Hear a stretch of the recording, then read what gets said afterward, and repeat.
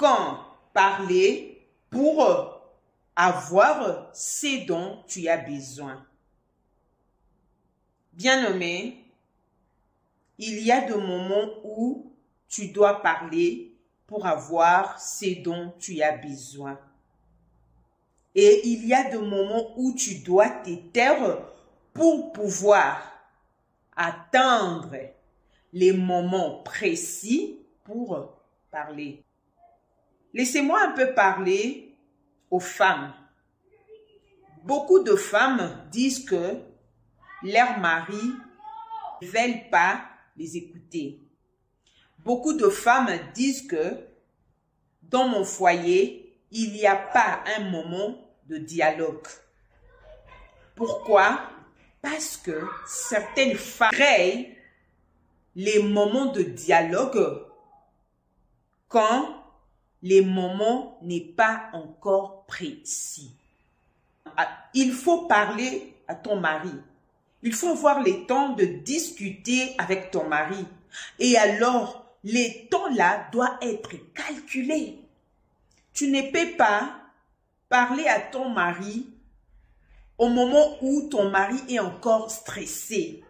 Sache que cette causerie ne sera pas vraiment une bonne causerie. Et tu seras surpris de pouvoir finir cette causerie avec des problèmes, avec des querelles. Pourquoi? Parce que tu n'avais pas encore étudié les moments où tu devais exposer ton problème. Tu ne peux pas parler à ton mari pendant qu'il a encore faim.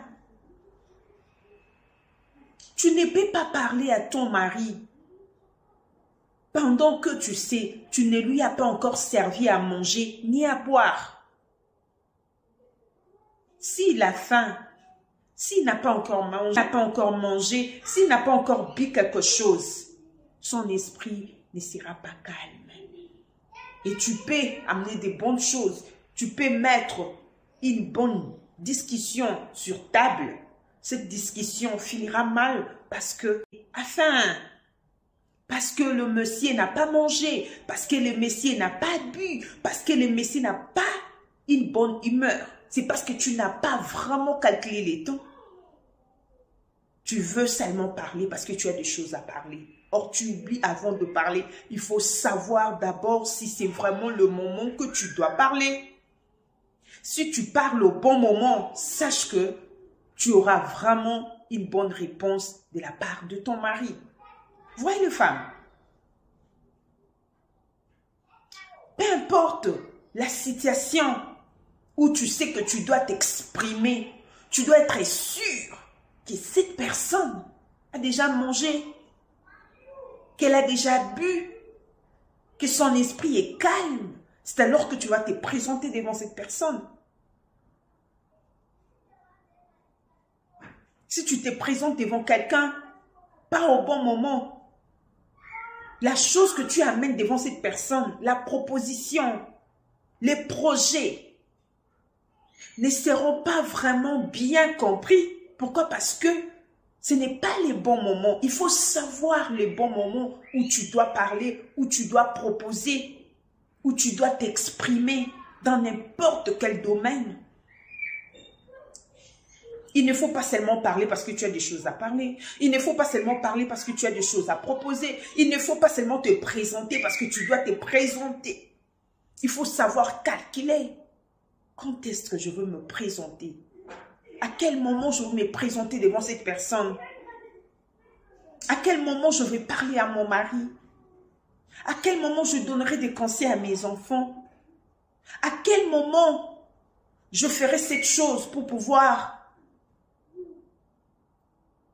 avoir un bon résultat? Rapidement, lisons un passage qui va vraiment nous aider. Je suis dans le livre de Ruth, au chapitre 3, et je veux lire les 3e versets. Bon, je saute un peu, hein. Je suis dans le 3e verset, mais je saute un peu. Je lis ici, la Bible nous dit, « Tu ne te feras pas connaître à lui, jusqu'à ce qu'il ait achevé de manger et de boire. Ici, c'est Naomi qui est en train de parler à Ruth. Donc, elle était en train de préparer Ruth. Parce que Ruth devait se voir avec Boaz. Et Naomi disait à Ruth, tu ne peux pas te présenter devant lui si cet homme n'a pas encore fini de manger ni de boire. Tu dois attendre qu'il mange et qu'il boive quelque chose. C'est après que tu vas te présenter auprès de lui. Vous comprenez? Tu peux avoir un bon projet, tu peux avoir une bonne idée. Par contre, tu te présentes au mauvais moment. Bien que tu aies une bonne idée, bien que tu aies des bonnes propositions, bien que tu aies des choses bien à dire. Par contre, si tu ne te présentes pas au bon moment, toutes ces choses-là seront inutiles. C'est bien de parler. C'est bien de dialoguer avec son mari, avec sa femme, avec son patron, avec qui que ce soit. Par contre, il faut attendre le bon moment. Même Dieu nous bénit au bon moment. Dieu, au bon moment, il nous donne de bonnes choses et des choses qui vont vraiment nous plaire. Dieu fait toutes choses au bon moment. Toi aussi, tu ne peux pas faire de choses seulement comme ça. Tu ne peux pas chercher à parler à ton mari seulement parce que tu es sa femme. Tu es sa femme, tu vis avec lui. Mais cela ne veut pas dire que tu vas lui parler quand tu veux. Même quand tu remarques qu'il a de petits soucis, tu viens, tu amènes le problème. Chérie, tu sais, j'ai besoin de ça. Les enfants, ceci, c'est là. Chérie, bébé, peu importe comment tu appelles ton mari, tu n'as même pas eu le temps de pouvoir observer d'abord. Est-ce qu'il est dans le calme? Est-ce qu'il a déjà mangé? Est-ce qu'il a déjà bu quelque chose? Est-ce que son esprit est tranquille? Est-ce que... Ah oui, maintenant je pense que je peux lui parler. Mais toi, tu ne te rends même pas compte que ton mari est fatigué. Tu ne te poses même pas de questions si c'est le bon moment de pouvoir parler, de pouvoir exposer mon problème. Du coup, tu viens. Du coup, tu te présentes, tu te dis, j'ai une idée, je veux parler, je veux que nous puissions discuter sans même étudier les moments, sans même étudier l'humeur de ton mari, l'attitude de ton mari, sans même capter son esprit.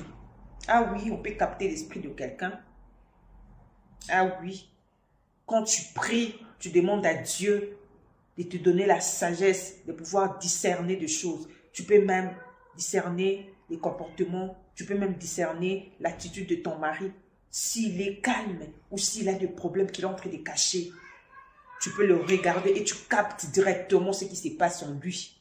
Oui. Et alors, avant de parler, il faut vraiment savoir chercher les bons moments. Il ne faut pas seulement parler parce que tu as des choses à parler, que ce soit ton mari, que ce soit ta femme, peu importe ton boss, peu importe la personne où tu sais que tu dois lui proposer des choses. Il faut vraiment être sûr que c'est les bons moments et que son esprit est vraiment tranquille afin qu'il puisse bien comprendre ce que tu lui dis et que tu puisses aussi avoir la réponse dont tu cherches. Sinon, Dieu vous bénisse. Merci beaucoup de m'avoir suivi. Si vous n'êtes pas encore parmi mes abonnés, n'hésitez pas en tout cas de vous abonner. Bye bye.